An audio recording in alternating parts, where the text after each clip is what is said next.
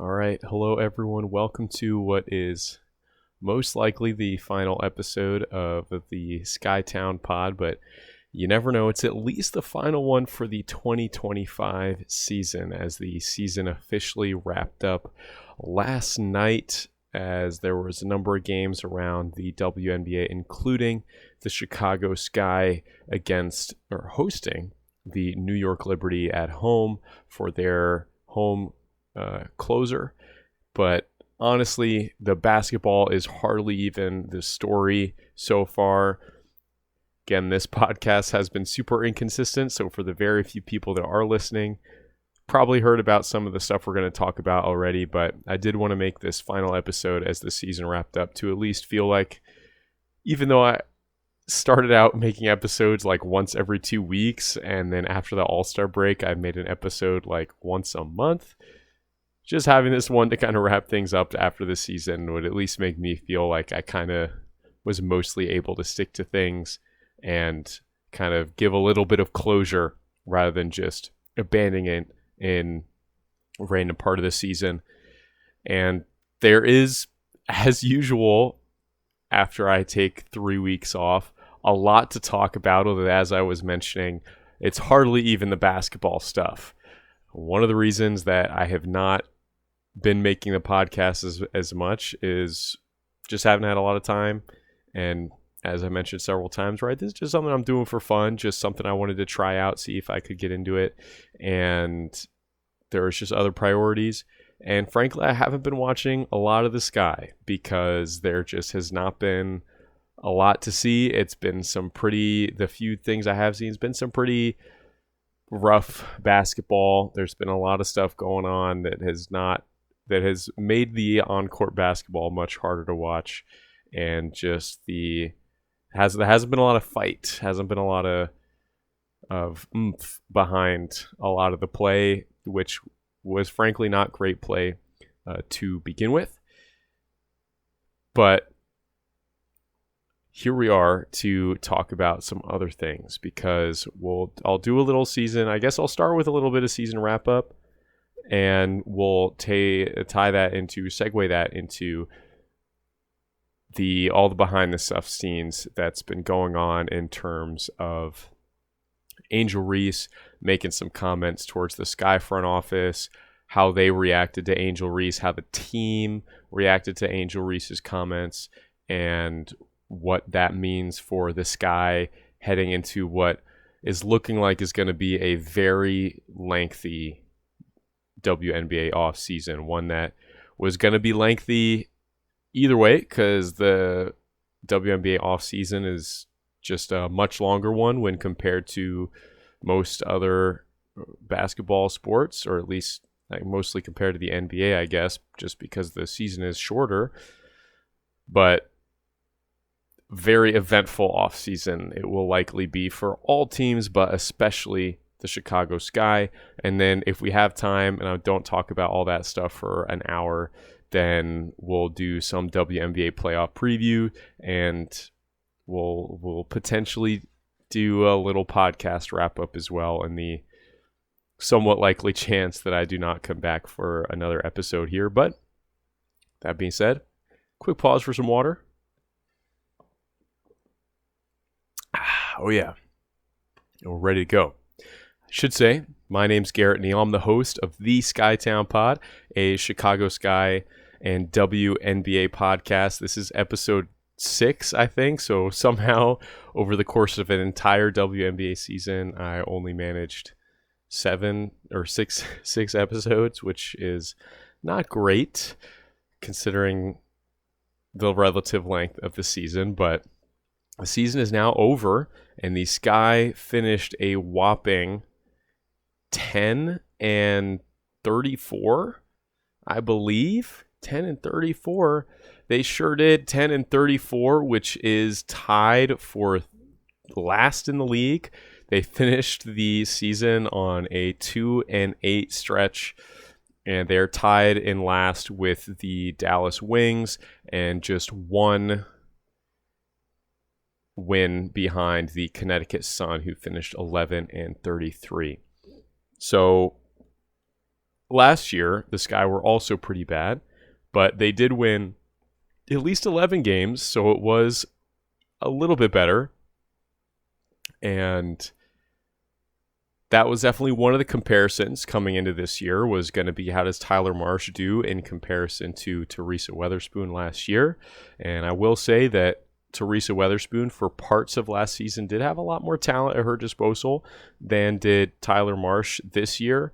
But there's been a lot of other things going on that have made this season much, much worse as compared to last year with Teresa Weatherspoon. And again, to be fair to Tyler Marsh, I think there's a lot of those things that were outside of his control.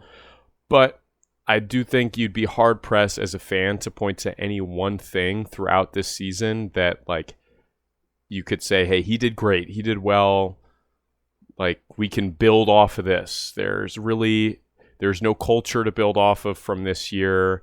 There's no great offensive or defensive system to build off of from this year, I don't feel like. Again, a lot of the games over this back half of the season I didn't watch a lot of.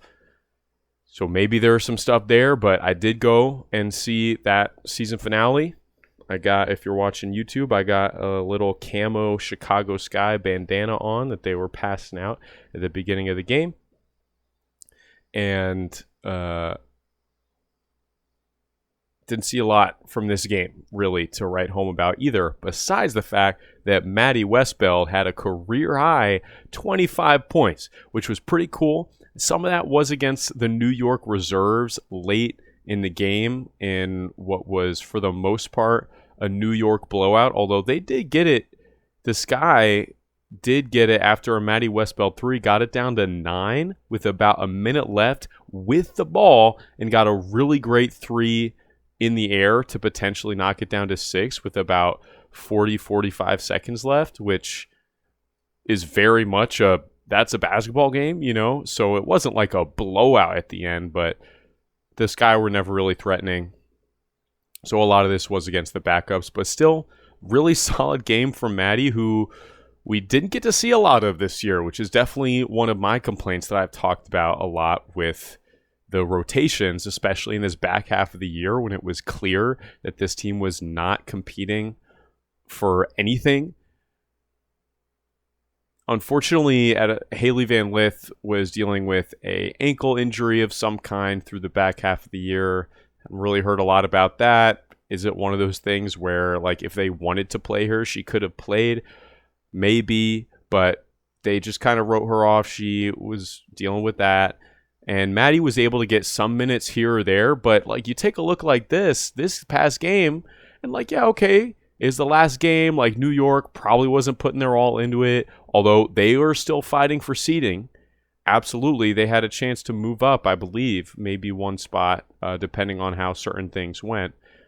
But maybe they weren't giving it their all. A lot of it was against their backups at the end of the game when it was like a 15, 18-point game. However, she still put up 25 points in a semi-competitive WNBA game. And you're telling me that she was so bad that throughout the vast majority of the season, she was getting either no minutes or only minutes in blowout losses? I don't think there was really any. There was we did have a couple blowout wins. This guy did have a couple blowout wins, but she's only getting minutes in blowouts for the most part, and in most games not playing at all until we got to the very tail end of the season. And at that point, I think she was only getting minutes because Angel is missing a ton of games with the back injury and the off-the-court stuff that we're going to talk about. And that seems crazy to me because it seems pretty clear that she's got some talent. And again, as I mentioned in the last episode several times, there are other teams out there that have second-round draft picks playing serious minutes and doing really well. And we're sitting here, bottom of the league, and you're telling me these draft picks can't earn minutes. Crazy stuff, because she's clearly got talent, and she did show that this game. That was like the one takeaway from me is like, hey man, she should have been playing more the whole year. But going way back to my earlier point, not a lot positive you can take away from for Tyler Marsh this year or from the team as a whole. just the vibes were way worse than last year. The team performed worse than last year. The coaching felt worse than last year. Everything was bad. I mean, this was like the year from hell for the Chicago Sky. Injuries on top of all that to Angel Reese, to Ariel Atkins, of course, Courtney Vandersloot way back in the beginning of the season. But even without those injuries, this seems like this season was just doomed from the start, because it all goes back to things I've been talking about all year, the off-season moves.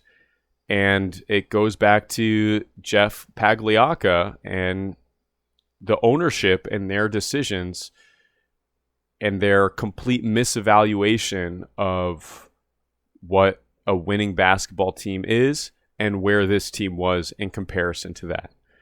Because as much as I appreciate some of the work that Jeff did when he was first officially hired in that general manager role, in terms of like trading Copper, trading Marina Maybury, getting back a lot of these picks for the Chicago Sky team that James Wade had left in a really, really tough spot. However, since then, basically every move has just dug a deeper and deeper hole. And this season, it all came to roost in the worst way. And I remember at the beginning of the year, I was listening to the Athletic WNBA show, or the No Off Season podcast, as it's called now. And one of the hosts, Sabrina, was talking about that Ariel Atkins trade and said, this is going to go down as one of the worst trades in WNBA history. And I still don't know if I can get there, but I remember hearing that at the time and thinking, well, it was definitely a bad trade, but I don't think it's that bad. But as the season has transpired and we've gotten to the point we are now, it's making a pretty compelling argument to maybe not one of the worst trades in the history of the WNBA. I'd have to go take a look at some of those, but certainly one of the most damaging trades in the history of the Chicago Sky because of what it represented in terms of the front office's decision-making and ideas of the team and what it may lead to this coming off season. So that's kind of a little season wrap up where we all left off. And in terms of what's happening next, well, that all ties into what has been going on the last several weeks for the Chicago Sky. Nobody's been writing about the team on the court. Nobody cares. This team has not been relevant in several months. But a couple weeks ago, Angel Reese made some comments in a pre-practice or a post-practice interview with the Chicago Tribune. Was not like a secret thing. It was just regular media availability. And she made some comments that sparked a lot of conversations. And there's you can go read the original article in the Tribune. And there's a really great article that I like from No Cap Space that is written by Andrew Hobner that really gives a lot of context to what she said, highlights some of the top quotes, and really goes into great detail and gives a lot of context towards how the Chicago Sky got here. But let's start with what some of the highlights from the quotes that Angel Reese gave to the Chicago Tribune. She said, "I'm not settling for the same shit we did this year. We have to get good players. We have to get great players. It's a non-negotiable for me. I'm willing and wanting to play with the best, and however I can help to get the best here is what I'm going to do this offseason. So it's going to be very, very important this offseason to make sure we attract the best of the best because we can't settle for what we have this year. I'm very vocal about what we need and what I want. I'd like to be here for my career, but if things don't pan out, obviously I might have to move in a different direction and do what's best for me. But while I'm here, I'm going to try and stay open-minded about what I have here and how to maximize that as much as I can. It would be a leap of faith for a great, great player to come here and show that this is something they want to be a part of and that we can bring that championship mentality. And then that's the main part, and it's going to get a little more spicy at the end here. So we can't rely on Courtney Vandersloot, to come back at the age she's at. I know she'll be a great asset for us, but we can't rely on that. We need someone probably a little younger with some experience, somebody who's been playing the game and is willing to compete for a championship and has done it before. So that's kind of the big chunk, the big highlight of what she said. I'll take another quick water break here. Now, if you don't follow the W closely, you might be thinking, well, what's the problem with that? Because it's easy for us on the outside to hear something like this and be like, yeah, this is what we've been watching and saying as fans all year, that this team did not make a effort to bring in top talented players in the offseason. They misevaluated a lot of the free agents and veterans that they did bring in, and were expecting them to do way too much. People were playing out of position, which is another thing that Angel Reese mentioned. People were, being put in spots that they had no business being in. All kinds of bad stuff. And that's not going to produce winning, and it didn't. Now, there's a couple things that rubbed some folks the wrong way about this.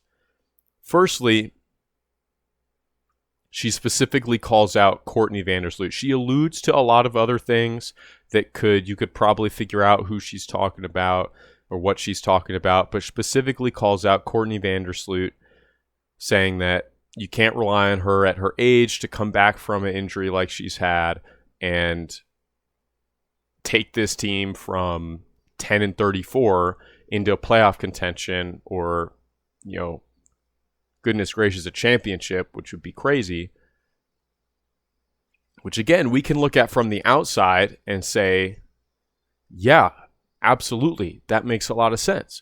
But you can also see how maybe if you're a teammate of Angel's, you think, well, is she thinking about Courtney? Well, what does she think about other people? Or if you're Courtney Vandersloot, I'm sure you can probably see how that probably doesn't sound very good, because as much as Courtney Vandersloot is 36 years old, coming back from a really tough ACL injury, she's still a two-time champion. She won a championship with the Sky. She's the Sky franchise leader in points, in assists. She's probably going to be a WNBA Hall of Famer or a basketball Hall of Famer.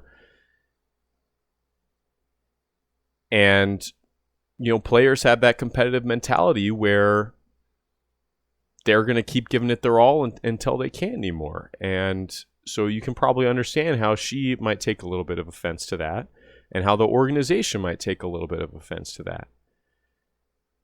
But that's just the part that calls out Courtney. The whole thing she's saying is really all calling out the front office for the moves that they made. And especially talking about, how it would take a lot to bring a big player here, but we need to go out and we need to do everything we can, because everybody knows that Chicago is a horribly run organization, because it's been that way for basically the whole 20 years that the Chicago Sky have been in existence, celebrating their 20th anniversary this year, their 20th season. And this article from No Cap Space goes in a really interesting detail about what that has been. And it's something that I think I mentioned in an earlier episode, but the Sky have been home to a number of great players throughout their history, but those great players have not usually been great with the Sky. So you can go back. The easiest one to go back to is Sylvia Fowles, who was drafted in 2008. And she plays through the Sky doing really well. They even, during her time with the Sky, draft Elena Delle Donne, who we'll talk about a little bit more. But Elena Delle Donne, also a future Hall of Fame player. Sylvia Fowles just inducted into the Basketball Hall of Fame this year, by the way. Congratulations to her. They go all the way to the NBA Finals in 2014, or the WNBA Finals in 2014. And next offseason, Fowles says, I don't want to play here anymore, which is fine, but could be for a number of different reasons. But one of the reasons most people cite is just that the facilities of the Chicago Sky and the way that they run things are really poor. The Athletic did a poll of players at the beginning of this season. Which organization is the worst? Who came in last? Chicago Sky.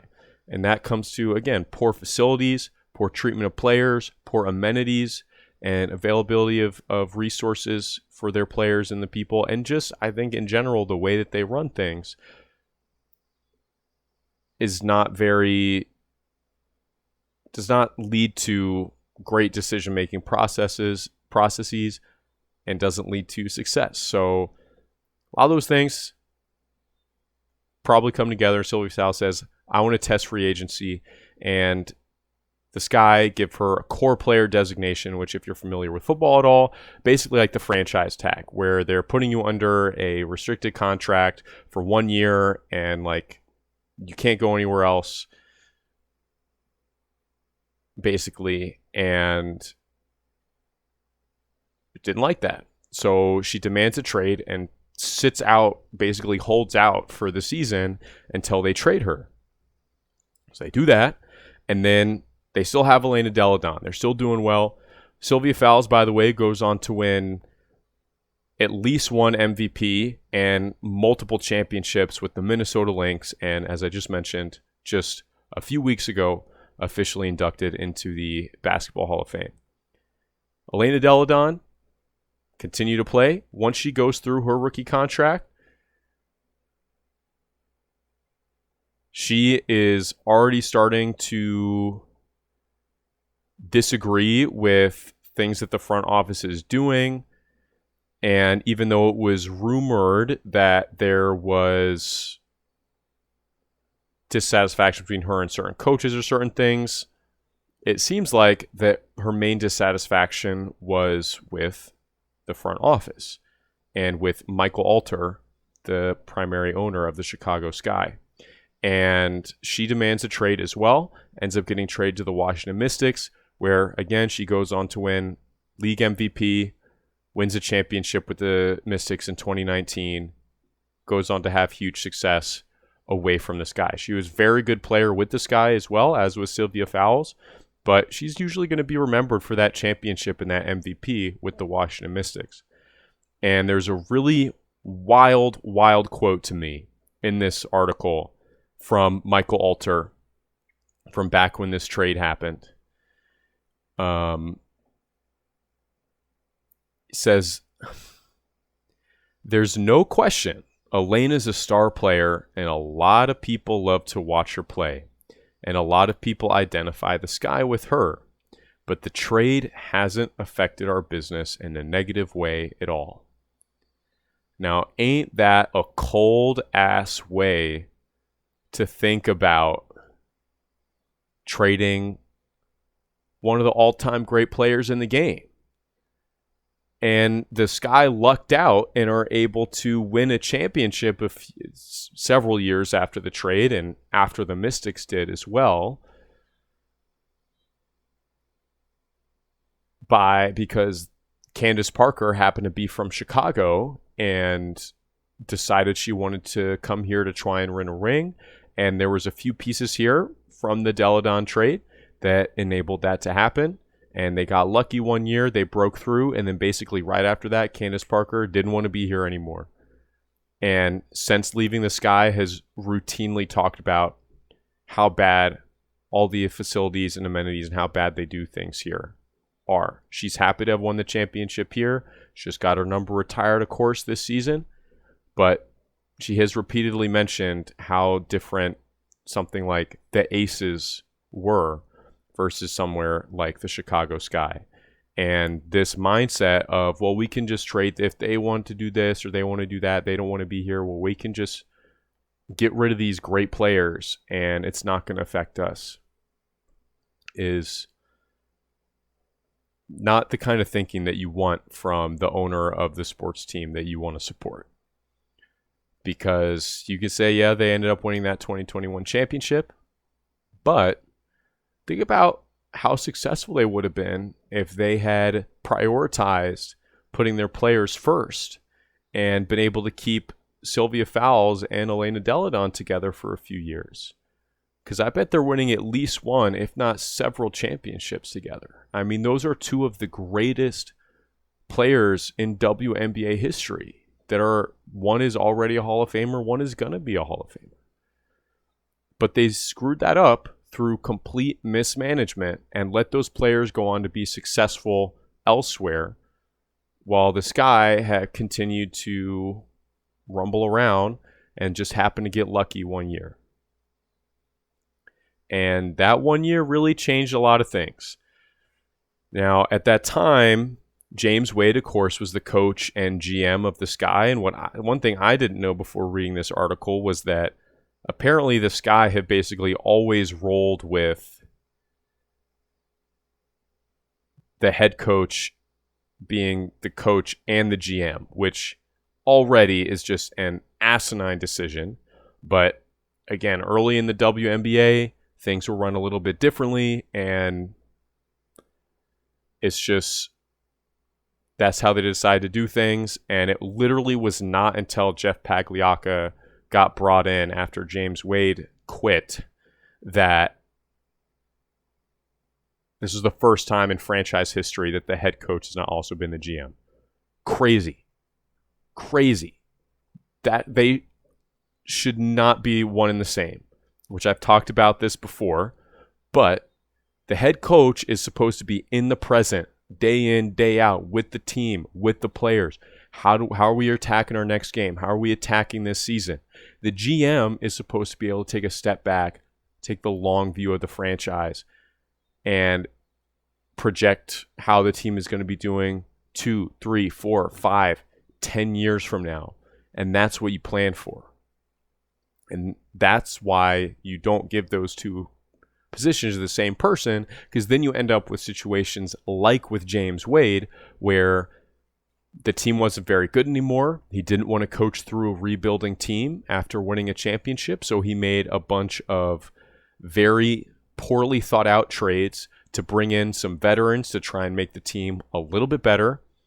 The team still had marginal success because they were very ill thought out moves, and he leaves anyway, leaving the team with very little talent and very few future assets as well.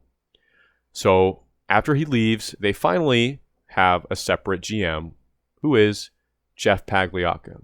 Now, Jeff Pagliacca, I'm not sure. Jeff Pagliacca was a boys basketball coach, JV boys basketball coach at high school in the area, and eventually started his own basketball player development company and had a few high-profile prospects, like Evan Turner is listed in this article from No Cap Space, and Sky players Diamond DeShields and Stephanie Dolson. And later, he ended up working with Courtney Vandersloot as well. That partnership started in 2022. While he was working as Courtney Vandersloot's player development, or basically her trainer, he obviously starts forming a partnership and relationship with people as in the team as he's working with several of these players. And I don't know if he was ever working with the team before coming in as the GM, but after James Wade leaves, Yeah, so he was. Okay, sorry, I'm kind of going through this, and I'm trying to make sure I'm remembering things correctly. But he's working with these players. He's building these relationships. He ends up being the director of player development for the Sky. And then after James Wade leaves, he is then promoted to general manager, the first ever standalone general manager in the history of the Sky. Again, crazy. So this is a guy who has no prior general management experience, never played basketball, which is fine. There's plenty of great general managers that never played basketball, and basically has just been a trainer and player development person his whole professional career, and has ascended seemingly very, very quickly. And that's totally fine, because you never know. If someone's the right person for the job, they're the right person for the job. They don't necessarily have to have a certain kind of experience. But seeing what has transpired since then, it feels very much like a poor decision. And they just brought in this person because they were comfortable, because he had these relationships, and it very much feels like he was brought in because he's familiar with players like Courtney Vandersloot, who is a Chicago Sky institution, and he shares a certain image and mentality in terms of what led to that championship in 2021 with ownership and with players like Courtney Vandersloot. And this article kind of goes through how there seems to have been a rift between, like, Courtney Vandersloot has very much been connected with Jeff Pagliacca, obviously, because they have a strong working relationship. And then players like Angel Reese, with those comments she made, was really kind of separating herself from that group. And again, going back to Jeff's previous experience, there was a comment to me that stood out from the Ringer women's basketball show talking about this, where one of the hosts said, this feels like a pre Caitlin Clark era decision. And you could definitely frame it that way, where it's just kind of like before there was as much of a public focus. But it just honestly feels like, myself right now, I'm 27. And sometimes you talk to the parents of the older generation about looking for jobs, and people be like, oh, well, can't you just like go up and ask someone like what's available or this or that? Can you just go up and drop your resume? Like, can you, and where people would just sometimes be able to just kind of get these positions or get these jobs just by talking to the right person, or knowing this or that, or being in the right place at the right time, and not even necessarily having like the experience, where it's like now you apply for any job and it's like an entry-level position. The meme is it's an entry-level position that requires like 3 years of prior experience, which is like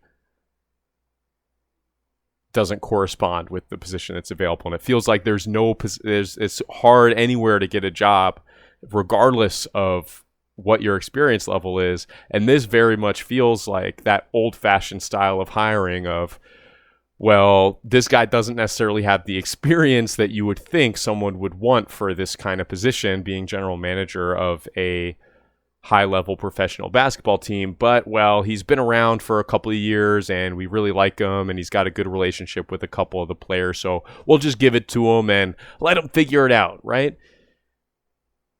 So even though this was made in 2023, which does not feel that long ago, it definitely, I have to agree with that host of that podcast, that it feels like a decision that would be made back in the day when like you didn't have to have a million years of experience for any job of note. And that has definitely seemingly transpired, where once again, the Sky have come to this point where they have another seemingly transcendent player in Angel Reese, who has, of course, set many records, done many unprecedented things. And to a certain level, I don't think that she is ready to win a championship on her own right now. I think, as I've said before, she has the potential to be that Hall of Fame player, that transformative superstar that can be the best player on a championship team. But I don't think she's there right now. She still has a couple years she needs to develop, but I also think she's aware of that. And like in the comments she made, she's saying, well, we need to bring in these other great players. I want to and I'm willing to play with these other great players. I think she's saying like, yeah, bring in people that are better than me. Bring in these star players so that we can have that talent to win a championship. And she's very much criticizing the front office's tendency to prioritize veteran players over young talent and to misevaluate what those players are capable of, including players like Courtney Vandersloot, who very much seems to have tied herself with Jeff and share that mentality of, well, I've been here before, I played in the league a long time, I know what it takes to win, and that's, you know, what you do. But it obviously has not worked, and you can just clearly see that none of these decisions have worked out. And it's one of those things where it just seems so, like, I understand why the team was upset that Angel made these comments. And even watching the last game, Angel was there on the sidelines in street clothes. She was out because of her back injury, which, again, like one of those things, was she really hurt? I don't know, but she wasn't playing. She was officially suspended by the team for one half of a game, which is just silly. What the hell? Like, you're going to suspend her for a half? That's a joke. Like, if you want to suspend her for a game, suspend her for a game. I don't agree with the decision, but, like, that's something. Suspending for a half just seems silly, and it's just another sign that you're just not a serious organization. But players were going into timeouts or into breaks. They weren't giving Angel high fives. They weren't doing this or that. So there definitely seemed some things rubbed the wrong way. But at the end of the day, which this is something else Angel talked about, like she very much said, like her and Camilla are the future of the team, which is one, true because they're young, very talented. The team is invested in them, and his fans were invested in them. But also, nobody else on this team is under contract next year besides them two, Maddie and Haley Van Lith.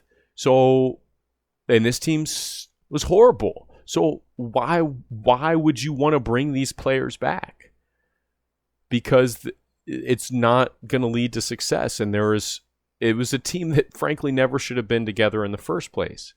Jeff also brings in Tyler Marsh as the head coach after Teresa Witherspoon wasn't perfect, certainly, but seemed to really create that connection with Angel Reese and some other players, of course, like Kennedy Carter, who I'm not personally a fan of, but Teresa Witherspoon still showed her ability to connect with the players in a way that Tyler Marsh has not. But as we know, Tyler Marsh has a player development background. Who else has a player development background? Jeff Pagliocca. So, again, has that connection. Jeff probably feels a little more comfortable with this. Which again, Tyler Marsh, very well known coming in. On the surface seemed like a good decision, but just the Teresa Witherspoon firing just seems worse and worse because we never really got a great explanation as to why she was let go in the first place. But it just seems like another symptom of this, not only the front office and Jeff Pagliocca, but Michael Alter, the owner, just having the complete wrong idea behind what it means to build a championship team and to, in the end of the day, if business is what you're talking about, to build a successful business, you want to have a winning team. Winning teams drive revenue at the end of the day. So it's come to a point where we're right back where the Sky were with Elena Deladon back in, was that like 2017? And in 2014 with Sylvia Fowles, where now Angel Reese, going into her third year, has made her stance and is like, either Jeff Pagliocca needs to be fired and this organization needs to make some serious changes and some serious investments in the team in terms of players, investing in really good star players and investing in better facilities.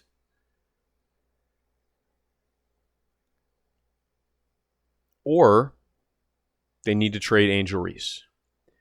And it goes back to that quote that Michael Alter talked about, that like, there's no doubt Elena Deladon's a star player. People love to watch her play, but at the end of the day, we traded her. Hasn't affected our business that much. Well, you can't say the same anymore. You cannot say the same anymore. Because, as we all know, there are many more eyes on the WNBA now than there have been. And it's something that I talked about almost every episode. This ownership team and group is going to have to decide if they're serious or not. And that's one of the reasons I started this podcast. We got to hold them accountable. But I got no clout. Nobody listens to this podcast. But people listen to Angel Reese. She's one of the most popular players in the league. And you know, for damn sure, that she leaves this team, boy, that's going to hurt the Sky pocketbooks. I probably wouldn't watch this team. I was a fan of the Sky before Angel Reese, but they make a dumbass move like this, I'm not supporting this team for a while, if ever again. Maybe I come back if ownership changed. But if they make the decision to keep Jeff and trade Angel, they're going to lose a lot of fans, and they're going to look silly. They're going to look silly in front of the entire rest of the league. But I don't know if this ownership is willing to make that decision to say, yeah, we're going to invest in the team and we're ready to be part of the modern WNBA. And frankly, I don't even have a lot of confidence that even if they fire Jeff, that they'll be able to make the right decision, because we've seen that this mismanagement goes back for decades.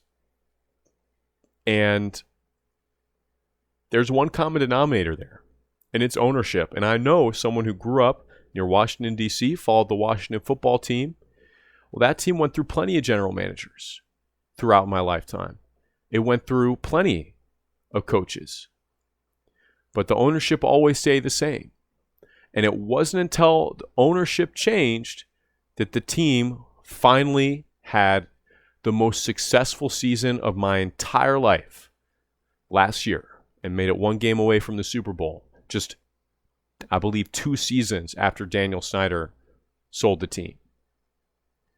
And so I'm kind of the feeling at this point that as long as Michael Alter is still the primary owner of this team, doesn't matter who the general manager is, doesn't matter who the head coach is, success is going to be limited. Might get lucky every once in a while, but success is going to be limited until ownership changes. And the one thing I'm thinking of in terms of that is, will the W force them to change?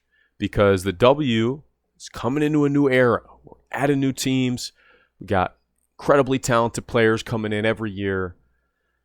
We got more and more viewers. We got a new CBA.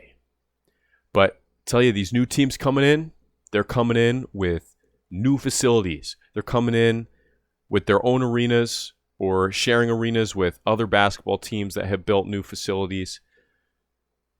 They're coming in ready to go. And these teams that are stuck in the old era, excuse me, a little sneeze there. Well, that's not what the WNBA wants right now. In fact, as the Connecticut Sun have been actively trying to sell their team because their ownership is like, well, we're ready to move on.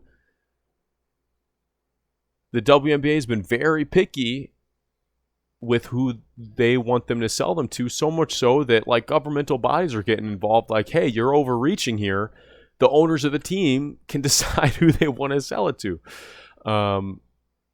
And they almost went to Boston, which my thought is like, well, why wouldn't they want to go to Boston?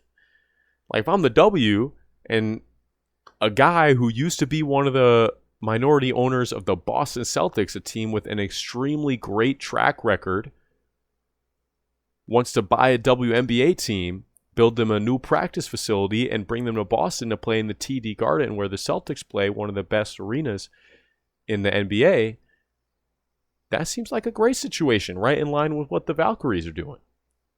They didn't want that because they really want to be specific with where these teams are coming in. So the WNBA might not always agree with their decision making, but they're certainly being very cautious with the appearance of these teams as they're continuing to expand. And do they turn that eye around and take a look at the teams that are still here, that are already here?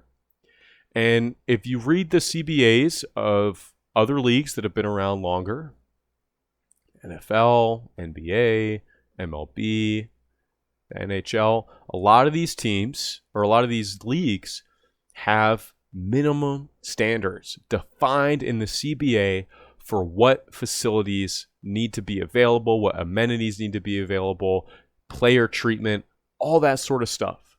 And is that something that's going to come into the new WNBA CBA? Because that's the best interest of both the W and the players. And I know it's very much a focus of the players to have higher standards for how they're treated. In pay, of course, but in lots of other ways as well. And are they going to have those standards defined? Because if they do, and the Chicago Sky owners are either not willing or even possibly not able to meet those standards, then they could be forced to sell the team. And then hopefully someone will buy the team that has a little bit more vision in terms of building a successful franchise. Now, the other worry at that point would be that they'd let the Bulls owners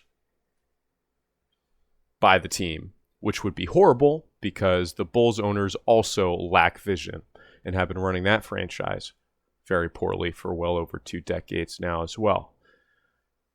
So there would be that worry, but I'm just dreaming that the ownership could change because, frankly, even if they fire Jeff, I'm not sure I trust them to bring in the right GM to make decisions or to empower that GM to make the right decisions to build a good team.